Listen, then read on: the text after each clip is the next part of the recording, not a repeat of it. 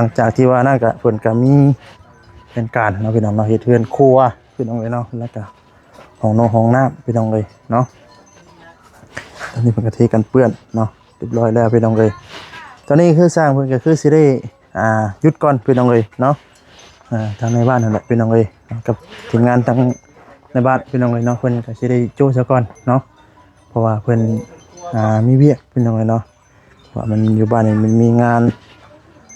งานดีเราไปลองเลยงานดีแน่ลองเลยเนาะไปไปลองเลยเนาะตอนนี้มันก็ติด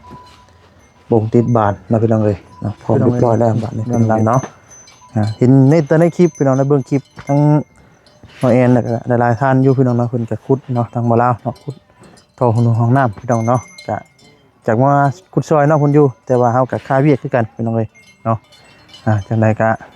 รอติดตามพี่น้องเนาะแต่ว่าตอนนี้เขาทางน้องโอเพิ่นไปเวียดพี่น้องเนาะกะว่าสีบอกเนาะพี่น้องเนาะในแจ้งให้คลิปทางพี่น้อง FC เนาะว่าอย่าลืมบอกบ่เตียงเด้อเพิ่นเนาะแต่ว่าจังหวัดสรีเนาะเนี่ยก่อนว่ากันจังได๋ว่าแซ่นเห็นป่ะบ่แซนคือบ่แซนคือบ่มีน้ำใจไปขึ้นเรือนบ้านน้องโอคือบ่คือน้องโอคือบ่เป็นคนแบบนี้บ่สมควรเฮาสอบมาอยู่พี่น้อยเนาะก็ถ่ายน้องแต่ก่อนจังขึ้นก็ได้ใจเย็นเนาะยังบ่ได้ไปกันเลยบอกกันแหละก็ว่านั่งอยู่น้องแต่ก่อนกันเนาะบอกไปก่อนเลย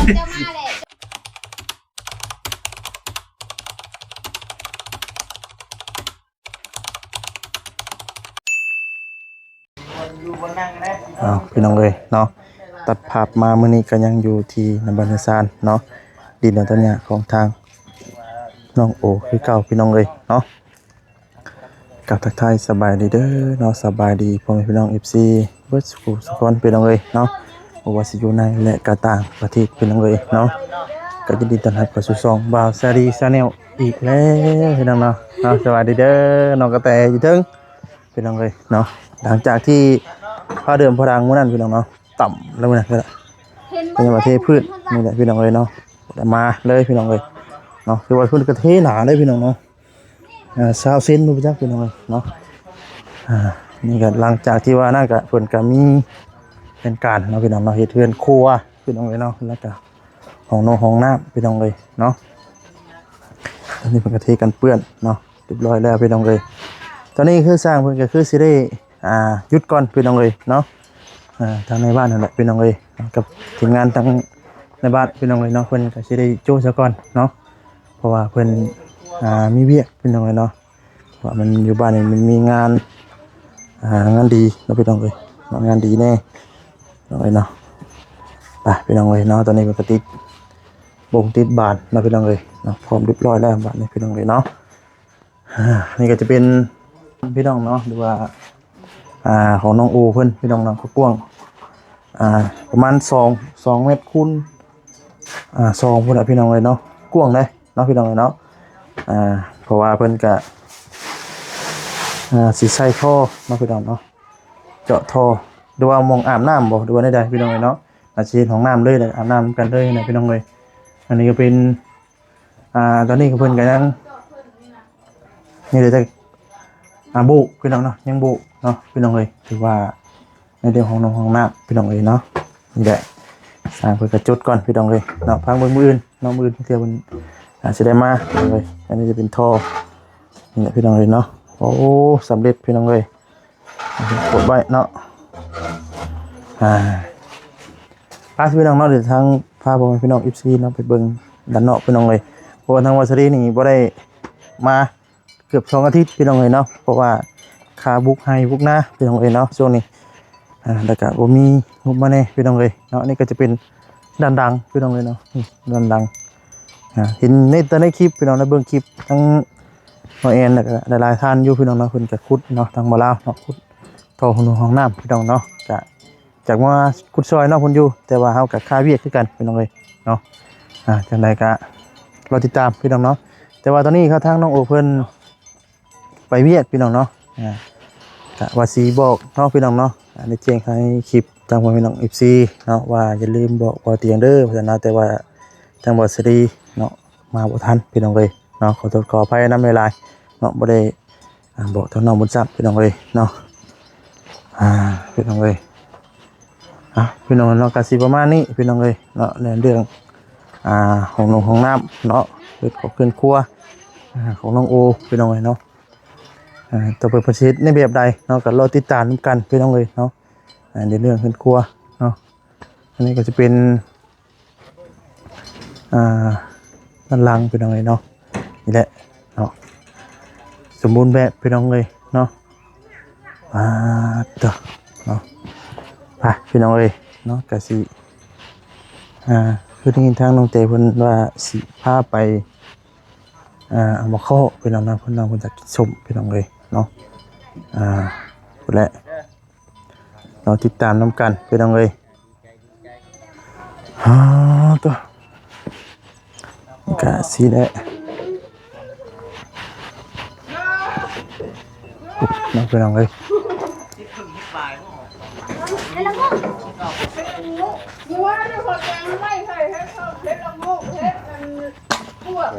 สบายดีเด้อสบายดี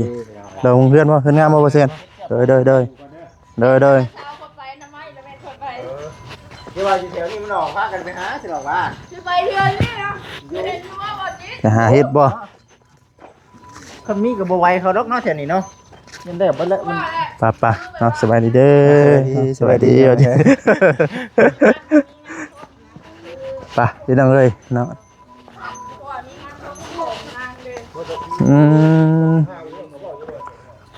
โอ้ตัวนี่แหละพี่น้องเอ้ยบ่ได้มาตื้อหึงเนาะพี่น้องเครื่องบวกก็ขึ้นนี่แหละเอาพี่น้องเนาะ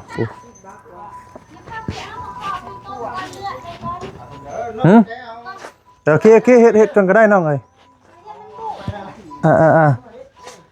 เห็นน้องบอยเพิ่นได้ใช่ไปน้ำกันแหน่กับพ่อ โอ้ ต้องก็เลือดแล้วกันข้างไว้อะไรกันไป มันสิบ่ใหม่หม้อว่าใช่มันแต่ว่าสิต้มก็เลือดก่อนเหมือนกัน แม่นว่าไปเตะข้าวไปดิ ปลาเฮานี่เกลือแล้วว่า ย่างมา เดี๋ยวมาก่อน เดี๋ยวตอนนี้ ที่เกิดมามื้อนี้ก็ทั้งหมดทิศเอา มันอยู่แห้ง สุกใหญ่มามื้อนี้พี่น้องเนาะเพราะว่า น้ำนะมันเขียวบ่จิเลยผัดปลาผัดน้ำเขียวผัดปลาเป็นยังไงมันคือเบ็ดน่ะ ปลาบ่ใหญ่ ใหญ่ มันกินขี้ไข่น้ำเด้ บ่ ดีเลย ปลาได้ใหญ่ มันใหญ่ไวเนาะ แม่ เด็กเปลี่ยน ส่วนใหญ่ปลาลูกน่ะมันสิมักน้ำนั่นเด้ น้ำเปื้อนเนาะ แม่ จะเปลี่ยนจักเทื่อแล้ว เท่าเดียว บ่จิตเปลี่ยน2เทื่อแล้ว ตัวก็สิใหญ่เพราะมันมีตัวมีโคนแน่อยู่ แต่ ทั้ง ว่า มัก สิใหญ่ท่านต้องเตะแล้วไปจักอันน่ะ ใหญ่ ป ก ลา ว่าแล้วปลาเจ้านะ มันสิเป็นปลาขะแงเด้เอาไปเอามา แก่นเนาะ เอานี่ไรก็ย่าพี่น้องเอ้ยนะเดี๋ยวอดใจรอเนาะพี่น้องเนาะเดี๋ยวมาแต่ ไม่ได้เฮามีไผพา บัดนี้คือในเรื่องเฮือนครัวนี่อย่าบัดนี้เนาะ เด็กก่อน จะขีดนี่อ๋อเฮ็ดตัวนี้เลย โอ้ ดังดีก่อนมาชี้เขาไปดังอยู่ในผัดงาน สร้างทางใดมาเฮ็ดให้ เพื่อนงามหมดบ่นั่นเนาะ ที่ในบ้าน พยาบาลมาเฮ็ดให้นะโอ้ พอดี พยาบาลมาเฮ็ดให้เฮือนน้องเต นี่แหละเด้อพี่น้องเด้อเป็นตู้กับข้าวเนาะตู้กับข้าวสิ ยังตัวกระเพราเล่นนอนกระบอกเอ็นนะ หมกหมูอยู่บนหางบ่ได้นี่ เอามันเป็นชื่อมันเด้ ตู้ใส่ถ้วย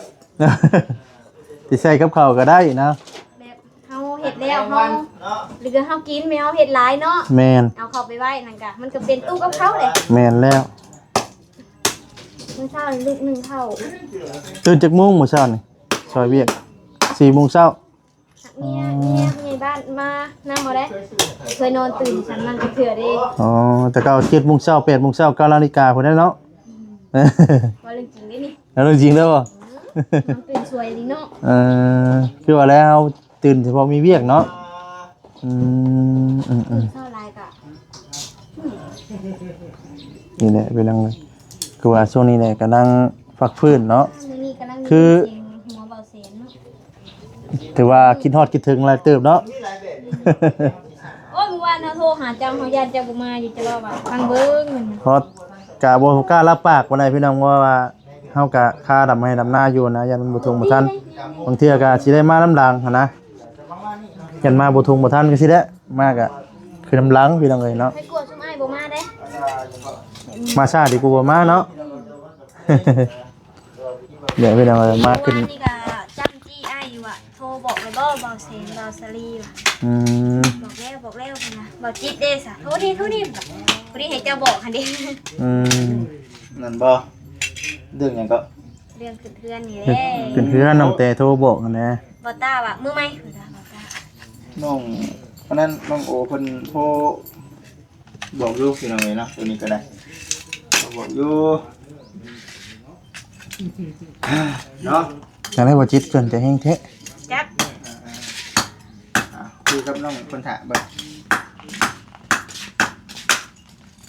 นี่แหละพี่น้องเอ้ยเนาะก็คือมื้อนี้ก็มา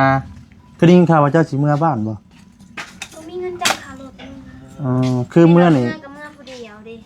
โอ้ นี่ก็ร้อยเมื่อ คือให้ทั้งน้องบ่เมื่อ ดำหน้า ยังบ่แลยังหลายแต่บ่ซะ ลายเมนเวียดนาม2ส่งบ่ส่งหรือ3นี่แหละ โอ้ปิด3ทุ่งโอ้พี่น้องเนาะถือว่าเฮ็ดหลายเด้เนาะ ปรีย่อกับมา อืม ทีกันเลย ก็กล้วยงามเนาะกล้วยเนาะเกี่ยวเพิ่นดุอึมเนาะ โอ้ยผลจิมันเลี้ยงไว้แล้ว แต่ก็โก้คือเนาะอืม ยังวันนี้เพิ่งเข้าวันนี้ เพราะว่าเพิ่นสิต้มมันอันนั้นเด้อันที่คือมาได้เลือด เพราะว่ามันเป็นก้อนเลยก็เลยว่าสิ ตู้แก้วแล้วไปรับจ้างบ่ แม่ตู้แก้วเราบ่ได้อยู่เงิน4 5หมื่น เอา เดี๋ยวไปหารับจ้างดำนาจ้ะ เราไปนอนดำนาบ้านนอน อ๋อ อืม ตัวแล้วเนี่ยมันอย่าแล้วมันได้เนาะ แม่น นี่เขาไปลา นี่นะทำใช้ใจแล้วเอง โดย ที่ว่ากันได้ตัวนี้คือเราเลยเนาะ อืม อันนี้คือเราผมเองกันเด้ แม่นและ ให้บ่จิไปให้เลย เพิ่นไปเรียกเพิ่นเรียกเบาเพิ่น เปิดก็ไปเรียกเบากัน โดยนี่แหละพี่น้องเอ้ยเนาะก็คือว่าเอ็นเพิ่นว่าเปลี่ยนแผนในนึงพี่น้องเนาะในเรื่องเฮ็ดของเฮ็ดครัวเนาะแต่แรกว่าเฮ็ดวงนี้พี่น้องเนาะบัดนี้ก็เปลี่ยนไปเฮ็ดอยู่ตัวหน้า ไปเลยว่า ผู้ปลาเขียวว่าจิตไปปลาเขียว มีนั่งเขาไม่นั่ง จังว่าลองเบิ่งว่าซั่นเลยโอ้น้องบอยได้อายุตัวใหญ่แฮ่นน้องบอยการคืนนี้บ่ บ่เถิงแล้ว เติงแล้วบ่ เดินทางต่อ นี่หน้ำไม้พี่น้องเอ้ยเนาะผู้อ๋อตัว งามเนาะ แม่น สวยงาม งามลายพี่น้องเลยเนาะมาเบิ่งบ่อป่าน้องกระแตเพิ่นก่อนพี่น้องเลยเนาะโอ้น้ำเขียวเนาะพี่น้องน้ำมันเขียวเดี๋ยวว่าน้ำมันใบบุ้งใบไม้นี่บ่เนาะตกใส่นี่แหละพี่น้องเลยนี่ก็จะเป็นส่วนพักของทางน้องกระแตเพิ่นพี่น้องเลยเนาะนี่มักแตงนี่แหละพี่น้องเลยเนาะหลับพร้อมกัน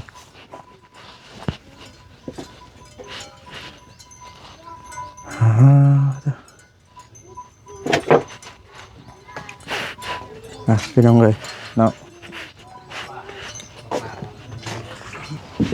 ข้างไว้ก่อนเด้อย่ามันเน่าจ้ะ ยุ่งดิเนาะ เพราะฝนตกสิ จังหน่อยนี่แห้งกระเต๊กมี เพราะยุงกินหูไข่ห้อนวูอยู่ น้อง ยุงกินหู ลมพัดวิวมันยังครบก็เลยได้กางมุ้งไปนอนอยู่เตียง มันแนวนี้ตรงนั้นกลางมุมเลย แม่ดูที่นอนเบาจิตแต่ว่าให้เบาจิตเสียใจบ่ได้นอน เป็นยังไง มันร้อน อาจจะนอนยามหนาว เอาไว้นอนยามหนาว ภาษาเกะเอาสิมาเอาสิเป็นเกะฮะอันก็มันเป็นว่าเอาแผงโหดเอา2,000 ไม่แก้ยังนะ ประตูตัวนี้ล็อกบ่ได้ประตูตัวน่ะไขก็บ่ได้ล็อกก็บ่ได้นะ โดยแล้วเขาแค่ยับไม่ซื้อ เยี่ยมก็ล็อกบ่ได้ ยับนั่นนะ เนี่ยมันละ ธรรมดา ล็อกจังกะสีกับเบิ่ มันนั่นเนาะ ก็สิคูออกเบิดแหละ มันเป็นปกติได้นี่นะมันต้องเอา มันหลุดออกได้บ่แม่นว่ามันเพิ่งมาพุ่งอ่ะมันหลุดออกเลยน็อตมันน่ะ เอาหาแนวมาหาเนาะแม่น บ่มีกระแจคือแบบกระแจดิมันบ่แม่นคือแบบวัดตันปีซั่นนะเป็นแบบกระแจ โอ้เราน้องแตง กุ้มเลยน้องแตงที่นั่น ฮ่า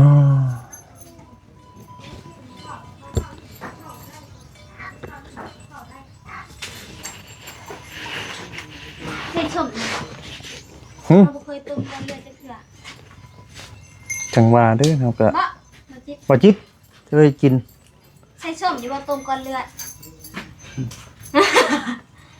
อย่าถามพี่ ใส่ เลย ใส่แต่เกลือ ใช่แล้วแหละ ใบชมพอดีนะบ่ใส่นี่ตกมันนี่ ใส่เกลือ ใส่เกลือเนาะ เขาบ่เคยเห็นไปใส่นะต้มใส่ชมใส่เจล เออบ่ฮู้เนาะบ่เคยต้มเลย เกิดเป็นลงมาง านนี้น้องแต่ไม่เคยทำ เสียมก็เสียเปล่า มีกระเดียวเสีย นี่ ที่อยู่ใส่เกลือ เป็นจังได๋ลืมหม่องไว้บ่จักลืมหม่องไว้เด้อลืมหม่องไว้เนาะ ว่าหาอยู่กับบ่มีหาอยู่กับบ่มีหาอยู่ตัวเว้ย ลุงจะบอกว่าให้ไปหาอยู่ เป็นสิเกี่ยวไม่ได้ข่อยว่าเนี่ยก่อนกัน จังได๋ว่าแซ่น เห็นปะบ่แซงคือบ่แซงคือบ่มีน้ำใจไปขึ้นเรือนบ้านน้องโอคือบ่เป็นคือ คือบ่ น้อง เต็ โอ มใจ คือ เลย บ่เป็นคนแบบนี้บ่สมควรเฮาสอบมาอยู่พี่น้อยเนาะก็ถ่ายน้องเตก่อนจังขึ้นก็ได้ ใจเย็นเนาะยังบ่ทันได้ไปกันนะ บอกกันแหละ ก็ว่านั่งอยู่น้องเตก่อนกันเนาะ บอกไปก่อนเลย เจ้ามาแหละเจ้าของเงินออกเนาะ ว่าแซ่นเป็น FC ดา เราต้องเข้าใจทั้งกันเจ้าของเงินออก เฮาก็ว่านั่นดอกพี่น้องเอ้ยเนาะก็มีทั้งคน อันนี้ตอบได้ไหมผมเวลาเดี๋ยวชาเขาบอกเขาเป็นแบบทำไมเป็นผู้กับใจเยอะมันไม่อยาก อันนี้อธิบายเนาะ อธิบายตัวใจเยอะ จะมาบอกเป็นยังจะเอามาออกอธิบาย แดงจุดชื่อเนาะแดงจุดชื่อ บ่ได้ใส่ถุงยางบ่ มันจะ จัง พวกปูหมดอ่ะ บ่เบิดบ่ได้ใส่ถุงยางบ่ มันเป็นก้อน มันก็อิ่มน้ำเลยเนาะ เนาะบัด มันสิว่ามีแนวของบ่ดิมันคือรถแท้ เนาะ เนาะ บัด ทานใหม่ บัดในกรณีว่าทานใหม่ว่าดัดยุบ กั กัน น แห้งเป็นแยงดูแห้ง มาดัดเอ้า ลายจะทานนะมันเองคือเบิดเลย อันนี้ก็ ผัวให้แล้วบัดนี้ ทำงานน้องบอยให้น้องแต่ได้ญาติน้องมุ่งได้น้องบอยเอ้ยเถียงเมียบ่คือเถียงหน้าได้ อยากให้บอกที่นี่ถึงวันนี้ เออ เสียงหน้าก็คือเสียงผัวอีก เอาเลยอะบาดนี้อ่ะ ได้แต่เจ้าเด้อ เชียร์กันเองเด้อเฉยเด้อนี่คือไอ้บอกสอนแล้วก็ยา เจ้าได้จ้ะ แม่เชียร์กันเอง บ้าเลยมาติ พวกกี่กระโต๊ะว่าแต่ว่าเราวันนี้ก็ได้อันเอานี่มามา พอดี2เดือน ฮะ นี่ขวบ2เดือนจังเลย พวกแต่จะมาเมื่อนั้นผมแต่นั่นมาผมเนาะเดี๋ยวจะมาแต่นั้นดิ นี่มังนัดเนี่ยเขาเสียบติดจะได้ นี่คือเสียงจริงนะ มังนัดเลยแม่นว่ามังนัดได้เนาะ จงมาประเทศเลยนะ ฮะ จงมาแล้ว ฉันบ่ อันนี้ก็แล้วเราพันเห็นบอกกันเลยนี่ก็ได้ บ่เขาท่วงเบิ่งเนาะ แนะนำ แนะนำเด้นี่เด้ก็ ได้มาเลยแนะนำลูก เออ ให้กลัวมากเลยบ่บอกยัง แนะนำนี่เด้ว่าปลูกแล้วมันติดนะ นี่มุ้ยหนามบ่ตัวนี้เนาะมุ้ยหนามบ่ตัวนี้นี่เนาะตาปีได้กินงานเด็ก เหม็นบอก เป็นกันแล้วให้เขา พร้อมเลยอาชาเนาะ10ข้างไม่ได้กลัวไว้ดีแล้วมั่นใจได้บ่ปีนบ่ ไม่ดอก น้องแต่ชวนไปเอามาเคาะกินชมพี่น้องเลยไปแต่ว่าจิ๊บ ชื่อว่า ไปพี่น้องเลยเนาะเดี๋ยวสิพาทางพี่น้องอีกซีเนาะย่างเลาะเบิ่งไปป่ามาเคาะพี่น้องเลยเนาะโอ้ตัวนี่แหละพี่น้องเลยเนาะนี่ก็ส่วนภาคส่วนใหญ่ของทางน้องกระแตเพิ่นพี่น้องเลยเนาะ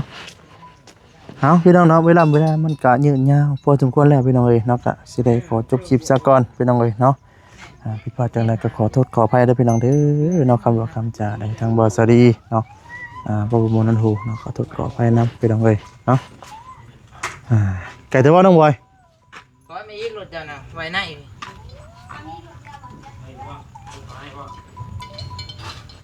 อัดประตูเฮือนบ่